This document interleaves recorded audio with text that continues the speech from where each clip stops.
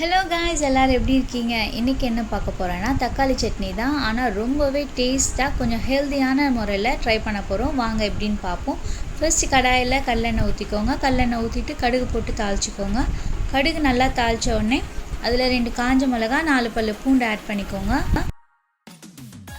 இது கூடவே ரஃப்பாக சாப் பண்ண வெங்காயத்தை ஆட் பண்ணிக்கலாம். தக்காளியுமே ரஃப்பாக தான் சாப் பண்ணி இது கூட ஆட் பண்ண போகிறோம். நல்லா வதங்கி வந்தோடனே கொத்தமல்லி பாதி கட்டு போட்டிருக்கேன், கருவேப்பிலை கொஞ்சம் போட்டிருக்கேன். அதையும் ஆட் பண்ணி நல்லா சாட்டே பண்ணிக்கோங்க. நம்ம நார்மலாக தாளிப்புக்கு தான் கொரியாண்டர் லீவ்ஸும் கறி லீவ்ஸும் ஆட் பண்ணுவோம். ஆனால் இந்த மெத்தடில் ட்ரை பண்ணி பாருங்கள். போட்டு அரைச்சி யூஸ் பண்ணுங்கள். டேஸ்ட் செம்மையாக இருக்கும். அதே சமயத்தில் நல்லா ஹெல்த்தியாகவும் இருக்கும். எப்படி இருந்துச்சுன்னு ட்ரை பண்ணி எனக்கு கமெண்ட் பண்ணுங்கள். சேனலை மறக்காமல் சப்ஸ்கிரைப் பண்ணுங்கள்.